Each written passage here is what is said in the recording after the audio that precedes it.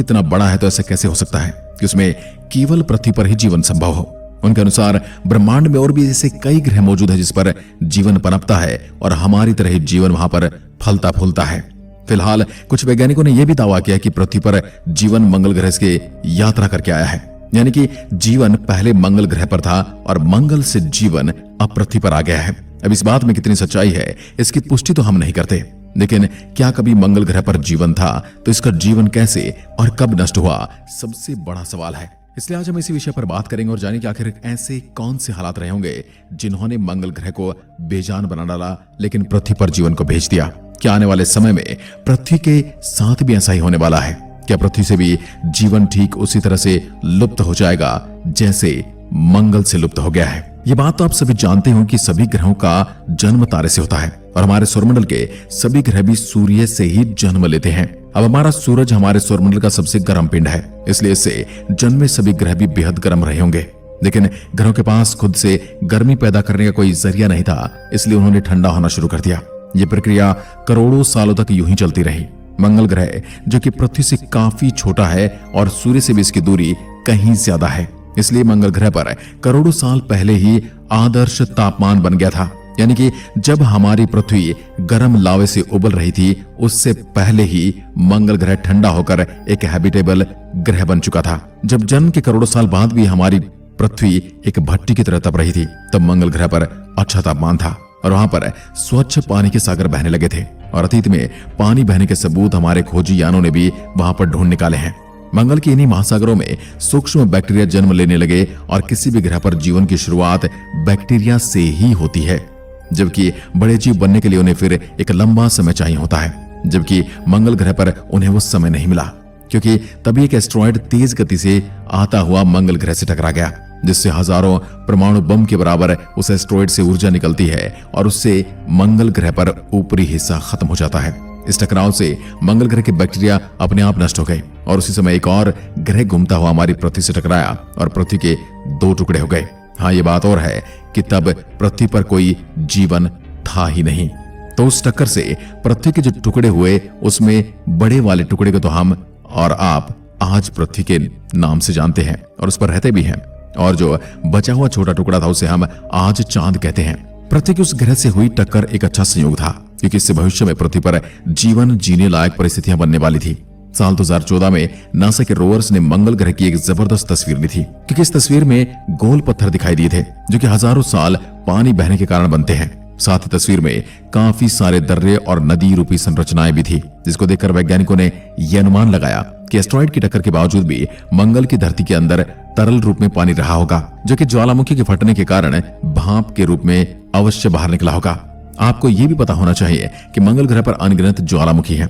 Everest की चोटी से 3 गुना ऊंचा मंगल का ओलंपस पर्वत भी असल में एक ज्वालामुखी ही है। जलवाष्प के रूप में ज्वालामुखियों ने जब पानी फेंका तो मंगल पर बादल बने जिससे बारिश हुई, जिससे एक बार फिर से मंगल ग्रह पर जीवन पनपना शुरू हो गया। लेकिन ये दूसरी बार पनपने वाला जीवन भी यहाँ लंबे समय तक नहीं चल सका क्योंकि सूर्य से ज्यादा दूरी होने की वजह से मंगल ग्रह पर तब ज्यादा ठंड हो गई थी और उसका पानी बर्फ के रूप में जमना शुरू हो गया था और मंगल के अंदर से जो गर्मी थी वो भी इस बर्फ की वजह से दबना शुरू हो गई थी। मंगल ग्रह पर अत्यधिक ठंड होने की वजह से उससे बैक्टीरिया जैसा सूक्ष्म जीव भी समाप्त हो गया था। दूसरी तरफ तभी पृथ्वी पर तापमान अब सही होने लगा था और चंद्रमा के गुरुत्वाकर्षण ने पृथ्वी को तब एक बेहतरीन स्थिरता प्रदान की, जबकि ऐसी स्थिरता मंगल ग्रह पर नहीं थी क्योंकि उसके दोनों उपग्रह बेहद छोटे हैं और उनका गुरुत्वाकर्षण बल मंगल ग्रह को एक दूरी पर बांधने लायक नहीं है, जबकि हमारा चंद्रमा काफी बड़ा है और उसका गुरुत्वाकर्षण बल हमेशा पृथ्वी को एक तरफ झुका कर रखता है, जिसकी वजह से यहाँ सर्दी, गर्मी और बारिश वाले मौसम बन पाते हैं। पृथ्वी पर जीवन केवल मंगल ग्रह की तरह बैक्टीरिया में नहीं पनपा, बल्कि यहाँ पर समुद्रों में कई तरह के जीव विकसित होने लगे। लेकिन जब पृथ्वी के पास ओजोन परत नहीं थी तब कोई भी जीव समुद्र से बाहर नहीं निकल सकता था। लेकिन पृथ्वी पर आदर्श तापमान की वजह से ऐसे बैक्टीरिया का निर्माण हुआ जो सूरज की गर्मी को सहन कर सकते थे। इस अनोखे घटनाक्रम के जरिए बैक्टीरिया जीवन के लिए एक बेहतरीन पदार्थ का निर्माण करने लगे जिसे हम ऑक्सीजन कहते हैं। तब पृथ्वी पर मंगल ग्रह से कहीं ज्यादा ऑक्सीजन बन गई थी और तब सूरज की घातक अल्ट्रावायलेट किरणें ऑक्सीजन के अणुओं पर गिरी तो ऑक्सीजन के दोनों परमाणु ने अलग होकर ओजोन परत का निर्माण किया और पृथ्वी के चारों तरफ ओजोन की मोटी परत बन गई जो सूर्य से निकलने वाली घातक किरणों को सोखने का काम करने लगी। अब पृथ्वी का वातावरण काफी अच्छा हो चुका था और यहाँ के जीवों ने समुद्र से बाहर निकलकर पृथ्वी पर रहना शुरू कर दिया था। मंगल को जीवन पनपने के मामले में पृथ्वी तब बहुत पीछे छोड़ चुकी थी, क्योंकि मंगल पर आधारित हो रहा जीवन अजन्मा जीव पूरी तरह से समाप्त हो चुका था। लेकिन धरती पर विशाल डायनासोर रहने लगे थे जिन्होंने 16 करोड़ साल तक पृथ्वी पर राज किया। लेकिन यहाँ लंबे समय तक राज करना भी आसान नहीं था, इसलिए एक उल्कापिंड के गिरने से उन विशाल डायनासोर का भी अंत हो गया। उस उल्कापिंड ने पूरी दुनिया में तबाही मचाकर रख दी और तापमान भी बहुत ज्यादा हो गया। हजारों सालों तक आसमान से आग की बारिश हो रही थी। एक बार फिर पृथ्वी पूरी तरह से तबाह हो चुकी थी। आज से 6.5 करोड़ साल पहले धरती पर हर तरफ नरक जैसा मंजर दिखाई दे रहा था। लेकिन ये घटना हमारे लिए एक वरदान साबित होने वाली थी, क्योंकि अगर डायनासोर का अंत नहीं होता तो हम और आप यहाँ पर नहीं होते। उनके अंत के साथ ही स्तनधारी जीवों की प्रजातियों को आगे बढ़ने का मौका मिला। पीढ़ी दर पीढ़ी इनमें कई तरह के बदलाव देखने को मिले और करीब 6 करोड़ साल चले इस बदलाव की वजह से इंसानों जैसे बुद्धिमान प्रजाति का जन्म हुआ। जहां पहले डायनासोर अपनी ताकत के दम पर राज करते थे, वहीं हम इंसानों ने अपनी बुद्धिमानी के दम पर राज करने का हुनर सीख लिया। हमने यहाँ मौजूद हर साधन का इस्तेमाल करना सीखा और आज हमने इतनी तरक्की कर ली है कि आज हम खुद का विनाश भी कुछ सेकंडों में कर सकते हैं। दोस्तों, ये तो आप मानते हो कि जीवन की संरचना आसान नहीं है, क्योंकि जीवन केवल ऐसे ग्रहों पर पनपता है जहां परिस्थिति आदर्श हो और तापमान इतना आदर्श हो कि जल तरल अवस्था में रह सके, जहां हमारे चांद जैसा एक बड़ा उपग्रह भी हो जो अपने ग्रह को एकदम स्थिर रख सके, जहां ओजोन लेयर भी हो जो सूरज की हानिकारक किरणों से बचाए रखे, और जिस ग्रह की अपनी चुंबकीय शक्ति भी हो ताकि सौर तूफान से जीवन को सुरक्षित रख सके और अपने वायुमंडल और पानी को पकड़ कर रख सके। भले दोस्तों हमारे ब्रह्मांड में अरबों ग्रह हैं, लेकिन हमारी पृथ्वी जैसी आदर्श परिस्थितियां बहुत कम ग्रहों पर होंगी। हाँ, ऐसा भी नहीं कि इस ब्रह्मांड में केवल हमारा ही ग्रह ऐसा जहां अच्छा तापमान है, लेकिन उन ग्रहों पर एलियन भी वैसे ही राज करते हैं जैसे हमारी पृथ्वी पर करते हैं।